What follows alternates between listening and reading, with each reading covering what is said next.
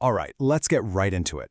Think about it. Every time you click, download something, or just log in, you're basically on a digital battlefield. Our whole lives are online, and that territory, it needs defending. And for social studies, figuring out how to build that defense, well, that's how you nail those really tricky questions. So today, that's exactly what we're going to do. We're going to build the perfect argument for managing cyber threats.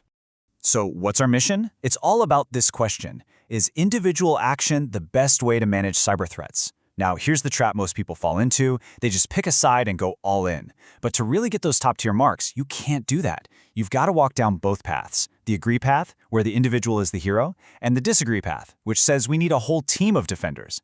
The real magic happens when you bring it all together for a powerful, balanced conclusion. Okay, so here's our game plan. First, we'll look at the individual as our first line of defense. Then, we'll bring in the big guns, the corporate firewall.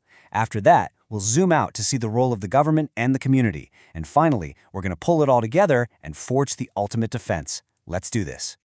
All right, let's kick things off with the individual. This is the agree side of things, where we explore the argument that you are the best defense against cyber threats. Let's see what the sources have to say about that. Just look at what source A is showing us. The internet is not some peaceful, neutral place, right? It's basically a minefield of temptations, with all these little traps just begging you to click on them. And that really hits on a key point. Our own curiosity can be our biggest weakness. So the argument goes that first line of defense has to be us. We have to be the ones staying sharp and vigilant. And source C really drives this home with a super important phrase, human error.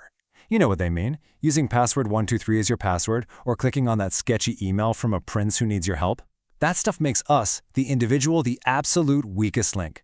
So it kind of makes sense, right? If we're the problem, then personal responsibility has to be the solution. It's all about us patching our own holes before anything else. Okay, so that all sounds pretty convincing. But is it really all on us? I mean, can you and I alone hold back the entire tide of cyber threats? Probably not.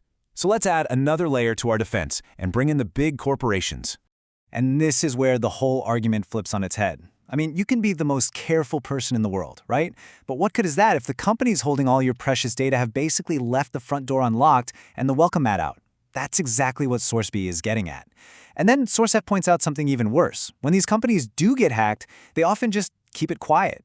This creates a huge knowledge deficit, meaning we don't even know we're at risk. It's a massive argument for making companies accountable. Okay, so we've got the individual and the corporation. Our defense network is looking better, but we're not done yet. To really tackle this problem, we need to zoom out. Let's talk about the big picture, the government and the community. Remember source C, the one that called us the weakest link? Well, it also says something else that's absolutely crucial.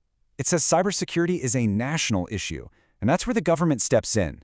They're not just another player on the field. They're the ones who draw the lines on the field. They create the laws, the infrastructure, the whole rule book that everyone, individuals and companies, has to follow. But look, a country's laws are one thing, the people living there are another. And where do we learn how to handle the world? At home and at school, right?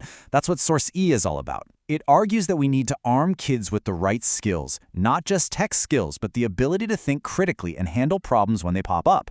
The key word here is digital autonomy. It's about teaching them to be self-sufficient and safe online, not just relying on someone else to protect them.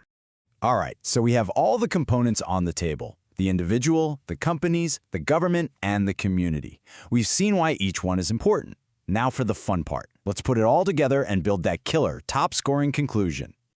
Now listen up, because this is where you really make your answer stand out. A top-tier conclusion isn't just a shopping list of points. No way. You have to connect them, and you have to talk about the trade-offs. The key phrase you need is shared responsibility. It's not just one person's job, it's everyone's. But what does that really mean? Well, think about it. To get that super strong, fortified wall of security, we might need to accept a little less privacy so the system can watch for threats more effectively.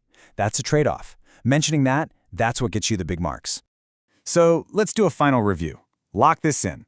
When you argue for the individual, you're using sources A, C, and D, talking about human error, the weakest link, and the need to be vigilant. Then, for your counter-argument, you hit them with the companies from sources B and F, the unlocked doors and the information they hide.